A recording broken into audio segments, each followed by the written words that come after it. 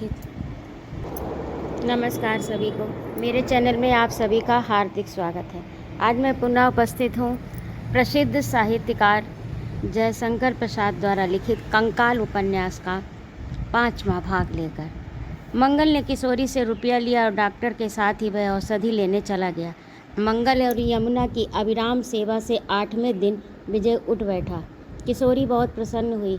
निरंजन भी तार द्वारा समाचार पाकर चले आए थे। ठाकुर जी की सेवा पूजा की धूम एक बार फिर मच गई। विजय अभी दुर्बल था। 15 दिनों में ही 6 महीने का रोगी जान पड़ता था। यमुना आजकल दिन रात अपने अन्नदाता विजय के स्वास्थ्य की रखवाली करती थी और अब निरंजन के ठाकुर जी की ओर जाने का अवसर न मिलता था। जिस दिन विजय बाहर आया वह सीधे मंगल के कमरे में गया। उसके मुख पर संकोच और आंखों में क्षमा थी। विजय के कुछ कहने से पहले ही मंगल ने उखड़े हुए शब्दों से कहा, विजय मेरी परीक्षा भी समाप्त हो गई और नौकरी का प्रबंध भी हो गया। मैं तुम्हारा कृतज्ञ हूँ। आज ही जाऊँगा, आज्ञा दो। नहीं मंगल, ये तो नहीं हो सकता। कहते कहते विजय की आंखें भर आईं। विजय, जब मैं पेट की ज्वाला से दग्ध हो रहा था तब एक दाने का कहीं ठिकाना नहीं था। उस समय मुझे तुमने अवलंब दिया, परंतु मैं उस योग्य न था। मैं तुम्हारा विश्वास पात न रह सका, इसलिए मुझे छुट्टी दो। अच्छी बात है, तुम अपराधी नहीं हो, पर माँ ने देवी के दर्शन की मनौती की है, इसीलिए हम लोग वहाँ तक तो साथ ही चले। फिर जैसी तुम्हारी इच्छा। मंगल चुप रहा। किशोरी ने मनौती की सामग्री जुटानी आरंभ की। शिशिर बीत रहा था। ये निश्चय हुआ कि नवरात्र में चला जाए। मंगल को तब तक चुपचाप ठहरना दुस्सह हो उठा। उसके शांत मन में बार बार यमुना की सेवा और विजय की बीमारी, ये दोनों बातें लड़कर हलचल मचा देती थीं। वह न जाने कैसी कल्पना से उन्मत्त हो उठता। हिंसक मनोवृत्ति जाग जाती। उसे दमन करने में वह असमर्थ था। दूसरे ही दिन बिना किसी से कहे सुने मंगल चला गया। विजय को खेद हुआ पर दुख नहीं। वह बड़ी दुविधा में पड़ा था। मंगल जैसे उसकी प्रगति में बाधा स्वरूप हो गया था। स्कूल के लड़कों को जैसे लंबी छुट्टी की प्रसन्नता मिलती है, ठीक उसी तरह विजय के हृदय में प्रफुल्लता भरने लगी। बड़े उत्साह से वह भी अपनी तैयारी में लगा। Face cream, pomade, tooth powder, brush आकर उसके बैग में जुटने लगे। तौलियों और सुगंधों की भरमार से बैग ठसाठस भर गया। किशोरी भी अपने सामान में लगी हुई थी। यमुना कभी उसके और कभी विजय के साधनों में सहायता करती। वह घुटने के बल बैठकर विजय की सामग्री बड़े मनोयोग से हैंड बैग में सजा रही थी। विजय कहता, यमुना तौलिया तो इस बैग में अवश्य रहनी चाहिए। यमुना कहती, इतनी सामग्री इस छोटे पात्र में नहीं समा सकती, वह ट्रंक में रख दी जाएगी। विजय ने कहा, मैं अपने अत्यंत आवश्यक पदार्थ अपने समीप रखना चाहता हूँ। आप अपनी आवश्यकताओं का ठीक अनुमान कर सकते। संभवतः आपका चिट्ठा बढ़ा हुआ रहता है। नहीं यमुना, मेरी नितांत आवश्यकता है। अच्छा, तो सब वस्तुएं आप मुझसे मांग लीजिएगा, देखिए जब कुछ भी घटे। विजय ने विचार कर देखा तो यमुना भी तो मेरी सबसे बढ़कर आवश्यकता की वस्तु है। वह हताश होकर सामान से हट गया। यमुना और किशोरी ने ही मिलकर सब सामान ठीक कर लिए। निश्चित दिन आ गया। रेल का प्रबंध पहले ही ठीक कर लिया गया था। किशोरी की कुछ सहेलियां भी जुट गई थीं। निरंजन थे प्रधान सेनापति। वह छोटी सी सेना पहाड़ी पर चढ़ाई करने लगी। चैत का सुंदर प्रभात था। दिन आलस से भरा, अवसाद से पूर्ण, फिर भी मनोरंजकता थी, प्रवृत्ति थी। पलाश के वृक्ष लाल हो रहे थे। नई नई पत्तियों के आने पर भी जंगली वृक्षों में घना पन्ना था। बौखलाया हुआ सबसे धक्कम धुक्की कर रहा था। पहाड़ी के नीचे एक झील सी थी जो बरसात में भर जाती है। आजकल खेती हो रही थी। पत्थरों के ढोकों से उनकी सीमा बनी हुई थी। वहीं एक नाले का अंत होता था। यमुना एक ठोक पर बैठ गई। पास ही हैंडबैग धरा था। वह पिछड़ी हुई औरतों के आने की वाट जोह रही थी और विजय शैलपथ से ऊपर सबसे आगे चढ़ रहा था। किशोरी और उसकी सहेलियां भी आ गईं। एक सुंदर झुरमुट था जिसमें सौंदर्य और सुरुचि का समन्वय था। शहनाई के बिना किशोरी का कोई उत्साह पूरा न होता। बाजे गाजे से पूजा करने की मनौती थी। वे बाजे वाले भी ऊपर पहुंच चुके थे। अब प्रधान आक्रमणकारियों का दल पहाड़ी पर चढ़ने लगा।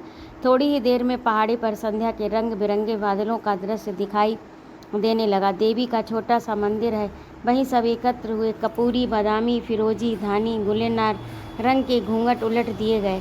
यहाँ पर्दे की आवश्यकता न थी। भैरवी के स्वर मुक्त होकर पहाड़ी के झरनों की तरह निकल रहे थे। सचमुच बसंत खिल पड़ा। पूजा के साथ ही स्वतंत्र रूप से सुंदरियां भी गाने लगीं। यमुना चुपचाप कुरैये की डाली के नीचे बैठी थी। वेग का सहारा लिए वह धप से अपने मुख बचाए थी। किशोरी ने उसे उठकर गुलेनार चादर ओढ़ा दी। पसीने में लगकर उस रंग ने यमुना के रंग के मुख पर अपने चिन्ह बना दिए थे। वह बड़ी रूप रंग साजी थी, यद्यपि उसके भाव आँखों के नीचे की कालिमा में करुण रंग में छिप रहे थे। परंतु इस समय विलक्षण आकर्षण उसके मुख पर था। सुंदरता की होड़ लग जाने पर मानसिक गति दबाई जा सकती थी। विजय जब सौंदर्य से अपने को अलग न रख सका, वह पूजा छोड़कर उसी के समीप एक विशाल खंड पर जा बैठा। यमुना भी संभल कर बैठ गई थी। क्यों यमुना, तुमको गाना नहीं आता? बातचीत आरंभ करने के ढंग से विजय ने कहा। आता क्यों नहीं, पर गाना नहीं चाहती हूँ। क्यों? यूं ही कुछ करने का मन नहीं करता। कुछ नहीं, संसार में कुछ करने योग्य नहीं है। फिर क्या? इसमें एक दर्शक बनकर जी सके तो मनुष्य के बड़े सौभाग्य की बात है। परंतु मैं केवल इसे दूर से ही देखना चाहता। अपनी अपनी इच्छा। आप अभिनय करना चाहते हैं तो कीजिए, पर ये स्मरण रखिए, सब अभिनय सबके मनोनुकूल नहीं होते। यमुना, आज जो तुमने रंगीन साड़ी पहनी है कि बड़ी सुंदर लगती है। क्या करूं विजय बाबू, जो मिलेगा वही पहनूंगी। विरक्त होकर यमुना ने कहा। विजय को रुखाई जान पड़ी। उसने भी बात बदल दी। कहा, तुमने तो कहा था कि तुमको जिस वस्तु की आवश्यकता होगी मैं दूंगी। यहाँ मुझे कुछ आवश्यकता है।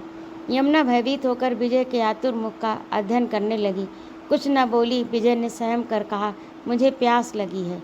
यमुना ने बैग में से एक छोटी सी चांदी की लुटिया निकाली, जिसके साथ पतली रंगीन डोरी लगी थी। ये कुरैया की झुरमुट की दूसरी ओर चली गई। विजय चुपचाप सोचने लगा। वह कुछ नहीं बोला, केवल यमुना के स्वच्छ कपोलों पर गुलेनार रंग की छाप। उन्मत्त हृदय किशोर हृदय स्वप्न देखने लगा। तांबुल राग रंजित चुंबन अंकित कपोलों का वह पागल हो उठा। यमुना पानी लेकर आई। बेग से मिठाई निकालकर विजय के सामने रख दी। सीधे लड़के की तरह विजय ने जलपान किया। तब पूछा, पहाड़ी के ऊपर ही तुम्हें जल कहाँ मिला यमुना? यहीं तो पास में एक कुंड है, चलो मुझे दिखाओ। दोनों कुरैये के झुरमुट की ओर से चले। वहाँ सचमुच एक चौकोर पत्थर का कुंड था। उसमें जल लबालब भरा था। यमुना ने कहा, मुझसे यहीं एक टंडे ने कहा कि यह कुंड जाड़ा गर्मी बरसात सब दिनों में बराबर भरा रहता है। जितने आदमी चाहे जल पिए, खाली नहीं होता। ये देवी का चमत्कार है। इसी से विंध्यवासिनी देवी से कम इस पहाड़ी झीलों की देवी का मान है। बहुत दूर से यहाँ लोग आते हैं। यमुना है बड़े आश्चर्य की बात, पहाड़ी के इतने ऊपर भी ये जलकुंड सचमुच अद्भुत है। परंतु मैंने और भी ऐसा कुंड देखा है जिसमें कितने ही जल पिए वह भरा ही रहता है। सचमुच कहाँ पर विजय बाबू?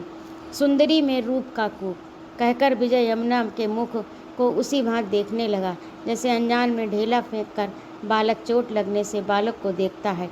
वाह विजय बाबू, आजकल साहित्य का ज्ञान बढ़ा हुआ देखती हूँ। कहते हुए यमुना ने विजय की ओर देखा और जैसे कोई बड़ी बूढ़ी नटखट लड़के को संकेत से झिड़कती हो। विजय लज्जित हो उठा। इतने में विजय बाबू की पुकार हुई। किशोरी बुला रही थी। वे दोनों देवी के सामने पहुँचे। किशोरी मन ही मन मुस्कुराई। पूजा समाप्त हो चुकी थी। सबको चलने के लिए कहा गया। यमुना ने बैग उठाया। सब उतरने लगे। धूप कड़ी हो गई। विजय ने अपना छाता खोल लिया।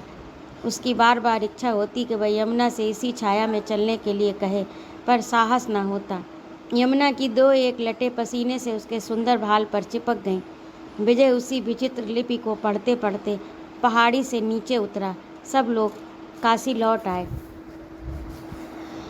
एक ओर तो जल बरस रहा था, पुरवाई से बूंदें तिरछी होकर गिर रही थीं। उधर पश्चिम से चौथे पहर की पीली धूप उसमें केसर घोल रही थी। मथुरा से वृंदावन आने वाली सड़क पर एक घर की छत पर यमुना चादर तान रही थी। दालान में बैठा हुआ विजय एक उपन्यास पढ़ रहा था। निरंजन सेवा कुंज में दर्शन करने गया था। किशोरी बैठी हुई पान लगा रही थी। तीर्थ यात्रा के लिए श्रावण से ही लोग टिके थे। झूले की बहार थी, घाटों का जमघट। झूले की बहार थी और घटाओं का जमघट। उपन्यास पूरा करते हुए विश्राम की सांस लेकर विजय ने पूछा, पानी और धूप से बचने के लिए वह पतली चादर क्या काम देगी जमुना? बाबा जी के लिए मेघा का जल संचय करना है। बाबा जी के लिए मघा का जल संचय करना है। वे कहते हैं कि इस जल से अनेक रोग नष्ट होते हैं। रोग नष्ट चाहे ना हो, पर वृंदावन के सारे कूप जल से तो ये अच्छा ही होगा। अच्छा, एक गिलास मुझे भी दो। विजय बाबू, काम वही करना है, पर उसकी बड़ी कड़ी समालोचना के बाद। ये तो आपका स्वभाव हो गया है, लीजिए जल, कहकर जमुना ने पीने के लिए जल दिया। उसे पीकर विजय ने कहा, यमुना, तुम जानती हो मैंने कॉलेज में एक संशोधन समाज स्थापित किया है। उसका उद्देश्य है जिन बातों में बुद्धिवाद का उपयोग ना हो सके उनका खंडन करना और तद अनुकूल आचरण करना। देख रही हो, मैं छूत छात का कुछ विचार नहीं करता, प्रकट रूप से होटलों तक में खाता भी हूँ। इसी प्रकार इन प्राचीन कुसंस्कारों का नाश करना मैं अपना कर्तव्य समझता हूँ, क्योंकि यही रूढ़ियाँ आगे चलकर धर्म का रूप धारण कर लेती हैं।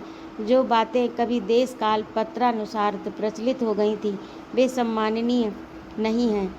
हिंदू समाज के पैरों में वे बेड़ियाँ हैं। इतने में सब बाहर सड़क पर कुछ बालकों के मधुर स्वर सुनाई पड़े। विजय उधर चौंक कर देखने लगा। छोटे छोटे ब्रह्मचारी दंड कमंडल और पीत बसन धारण किए सम स्वर में गाते जा रहे थे। कस्य चिकित मनोहारिणी मम वाक्य पिनोच्चरणीय श्रीपते पद युगस्मरणीयम लीलया भव जलतरणीयम। उन मंत्रों के आगे छोटी दाढ़ी और घने बालों वाला एक युवक सफ़ेद चद्दर धोती पहने जा रहा था।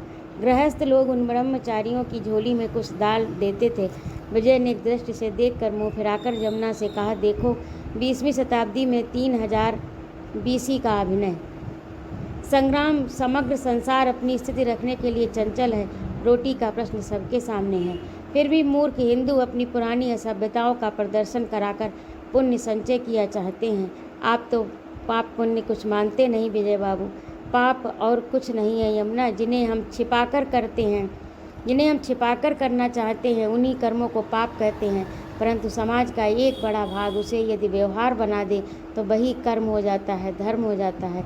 देखती नहीं हो, इतने विरुद्ध मत रखने वाले संसार के मनुष्य अपने अपने विचारों में धार्मिक बने हैं, और जो एक के यहाँ पाप है वही दूसरे के लिए पुण्य है। किशोरी चुपचाप उन लोगों की बात सुन रही थी। वह एक स्वार्थ से भरी चतुर स्त्री थी, स्वतंत्रता से रहा चाहती थी, इसीलिए लड़के को भी स्वतंत्र होने में सहायता देती थी। कभी कभी यमुना की धार्मिकता उसे असह्य हो जाती थी, परंतु अपना गौरव बनाए रखने के लिए वह उसका खंडन न करती, क्योंकि वह धर्माचरण दिखलाना ही उसके दुर्बल चरित्र का आवरण था। वह बराबर चाहती थी कि यमुना और विजय में गाढ़ा परिचय बढ़े, और उसके लिए वह अवसर भी देती। उसने कहा, विजय इसी से तो तुम्हारे हाथ का भी खाने लगा है यमुना। यह कोई अच्छी बात तो नहीं है बहू जी, क्या करूं? यमुना, विजय भी लड़का है, मानता नहीं, धीरे धीरे समझ जाएगा, अप्रतिभ होकर किशोरी ने कहा।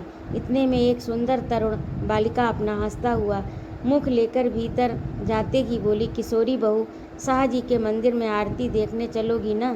तू आ गई घंटी, मैं तेरी प्रतीक्षा में ही थी, तो फिर विलम्ब क्यों? कहते हुए घंटी के अल्हड़पन से विजय की ओर देख किशोरी ने कहा, विजय तू भी चलेगा ना? यमुना और विजय को यहीं झांकी मिलती है। क्यों विजय बाबू? बात काटते हुए घंटी ने कहा, मैं तो जाऊंगा नहीं, क्योंकि 6 बजे मुझे एक मित्र से मिलने जाना है। परंतु घंटी, तुम तो हो बड़ी नटखट। विजय ने कहा, ये ब्रज है बाबूजी, यहाँ के पत्ते पत्ते में प्रेम भरा है। बंसी वाले की बंसी अब भी सेवा कुंज में आधी रात को बजती है, चिंता किस बात की? विजय के पास सरक कर धीरे से हंसते हुए उस चंचल छोकरी ने कहा, घंटी के कपोलों में हंसते समय गड्ढे पड़ जाते हैं। भोली मतवाली आंखें गोपियों के छाया चित्र उतारती और उभरती हुई वयस संधि से उसकी चंचलता सदैव छेड़छाड़ करती रहती है। वह एक क्षण के लिए भी स्थिर न रहती, कभी अंगड़ाई लेती तो कभी अपनी उंगलियां चटकाती।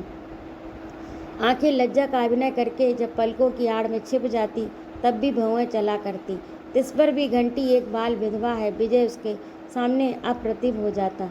क्योंकि वह कभी कभी स्वाभाविक निसंकोच परिहास कर दिया करती। यमुना को उसका व्यंग असह्य हो उठता, पर किशोरी को वह छेड़छाड़ अच्छी लगती। बड़ी हंसमुख लड़की है, ये कहकर बात उड़ा दिया करती। किशोरी ने अपनी चादर ले ली, चलने को प्रस्तुत थी। घंटी ने उठते ही कहा, अच्छा तो आज ललिता की ही विजय है। राधा लौटी जाती हैं। हंसते हंसते वह किशोरी के साथ घर से निकल गई। वर्षा बंद हो गई, पर बादल घिरे थे। सहसा विजय उठा और वह भी नौकर को सावधान रहने के लिए कहकर चला गया। यमुना के हृदय में भी तिरुदिष्ट पथ वाले चिंता के बादल मंडरा रहे थे। यमुना के हृदय में भी निरुद्देश्य दृष्टि वाले निरुद्देश्य पथ वाले चिंता के बादल मंडरा रहे थे। वह अपनी अतीत चिंता में निमग्न हो गई। बीत जाने पर दुखदायी घटना भी सुंदर और मूल्यवान हो जाती है। वह एक बार तारा बनकर मन ही मन अतीत का हिसाब लगाने लगी। स्मृतियाँ लाभ बन गईं।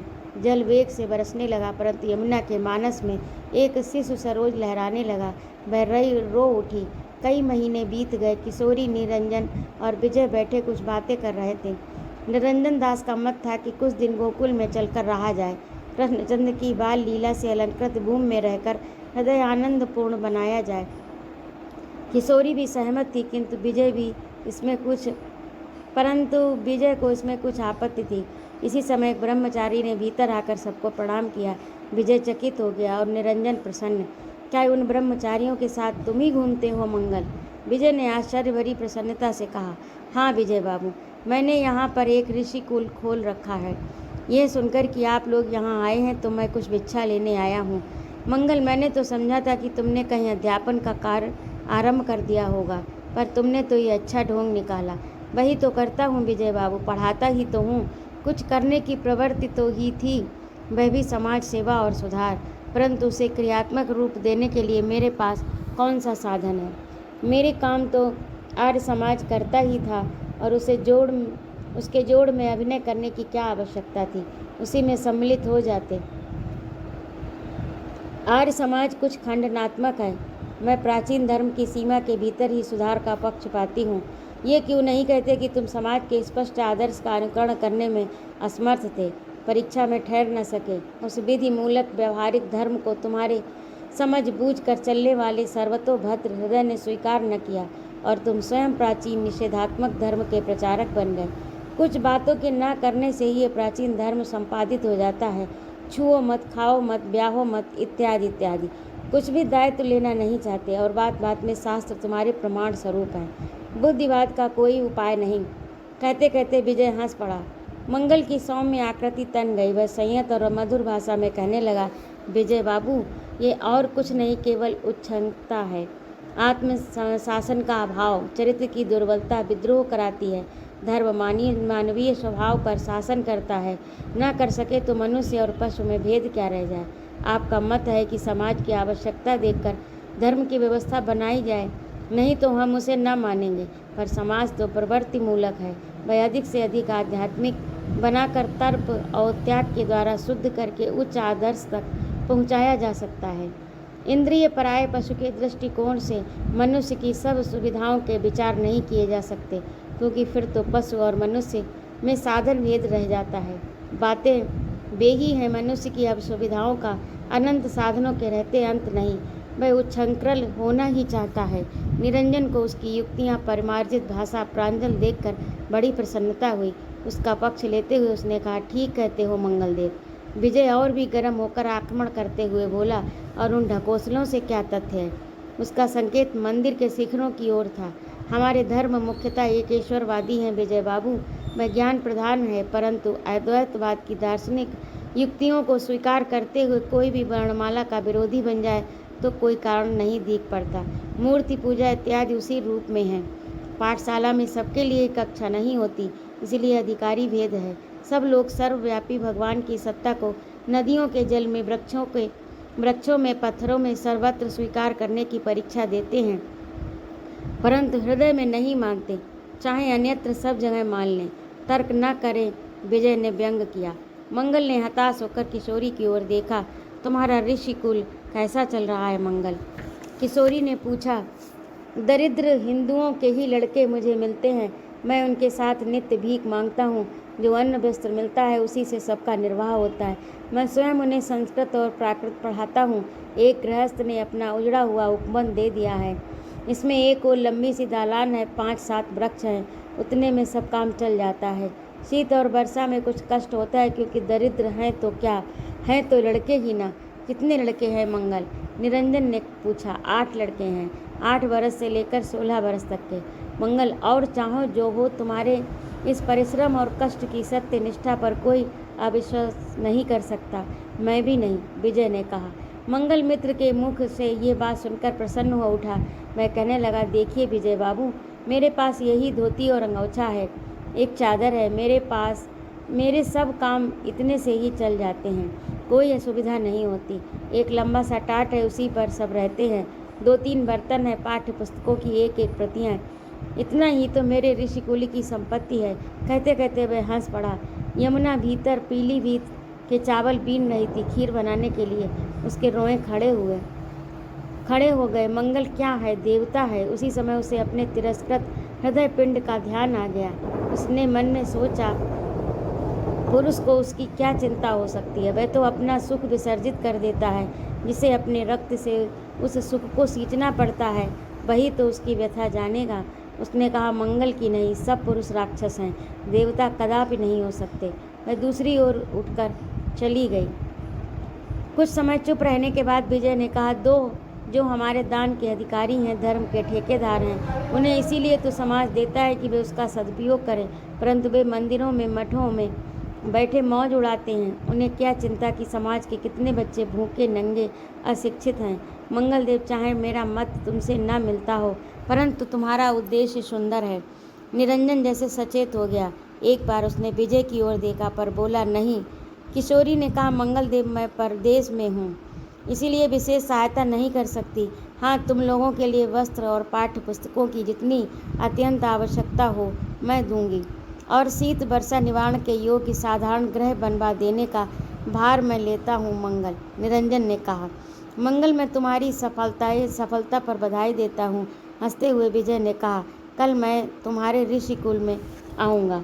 निरंजन और किशोरी ने कहा, हम लोग भी। मंगल कृतज्ञता से लद गया, प्रणाम करके चला गया। सबका मन इस घटना से हल्का था, पर यमुना अपने भारी हृदय से बार बार यही पूछती थी, हम लोगों ने मंगल को जलपान करने तक के लिए नहीं पूछा, इसका कारण क्या? उसका प्रार्थी होकर आना है। यमुना कुछ अनमनी रहने लगी। किशोरी से ये बातें छिपी नहीं रहीं। घंटी प्रायः इन्हीं लोगों के पास रहती। एक दिन किशोरी ने कहा, विजय, हम लोगों को ब्रज आए बहुत दिन हो गए, अब घर भी चलना चाहिए। हो सके तो ब्रज की परिक्रमा भी कर लें। विजय ने कहा, मैं तो नहीं जाऊंगा, तू सब बातों में अड़ जाता है। वह कोई आवश्यक बात नहीं है, मैं भी पुण्य संचय करूं। विरक्त होकर विजय ने कहा, यदि इच्छा हो तो आप चली जा सकती हो, मैं तब तक यहीं बैठा रहूंगा। तो क्या तू यहाँ अकेला रहेगा? नहीं, मंगल के आश्रम में जा रहूँगा। वहाँ मकान बन रहा है, उसे भी देखूंगा और कुछ सहायता भी करूँगा, मन भी बहलेगा।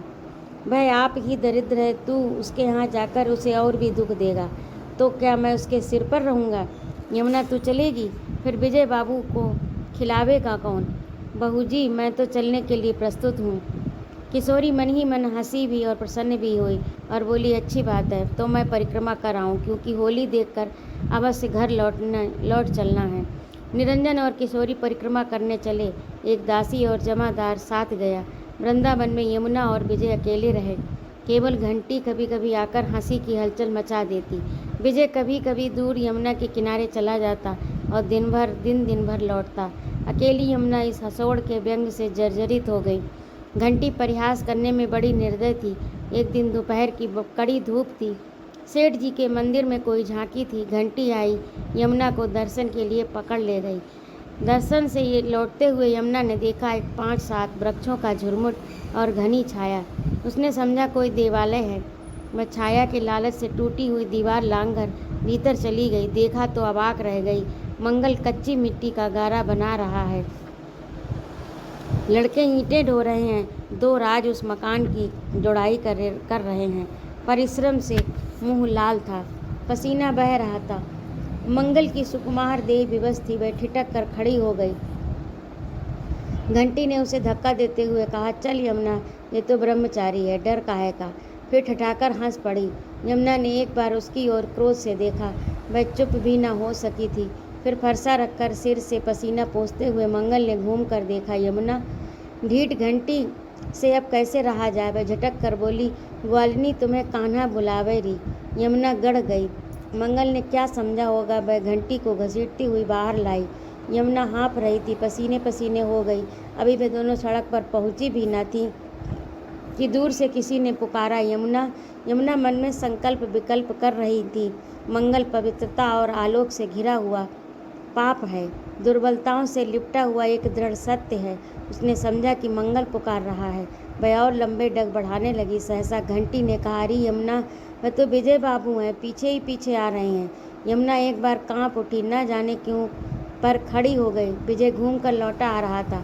पास आने पर विजय ने एक बार यमुना को नीचे से ऊपर तक देखा, कुछ बोला नहीं।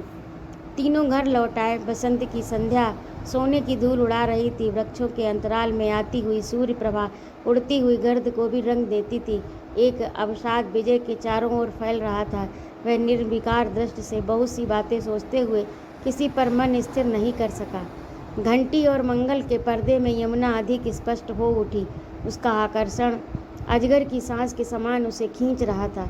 विजय का हृदय प्रतिहिंसा और कौतूहल से भर गया था। उसने खिड़की से झांक कर देखा, घंटी आ रही है। वह घर से बाहर ही उससे जा मिला। कहाँ विजय बाबू? घंटी ने पूछा। मंगल देव के आश्रम तक चलोगी? चलिए। दोनों उसी पथ पर बढ़े। अंधेरा हो चला था। मंगल अपने आश्रम में बैठा हुआ संध्योपासन कर रहा था। पीपल के वृक्ष के नीचे शिला पर पद्मासन लगाए वह बोधिसत्व की प्रतिमूर्ति सी दिखता था। विजय क्षण भर तक देखता रहा, फिर मन ही मन कह उठा, पाखंड। आँख खोलते हुए सहसा आचमन लेकर मंगल ने धुंधले प्रकाश में देखा, विजय और दूर कौन है? एक स्त्री। यमुना तो नहीं है। वह पल भर के लिए अस्त व्यस्त हो उठा। उसे पुकारा, विजय बाबू। विजय ने कहा, दूर से घूम कर आ रहा हूँ, फिर आऊँगा।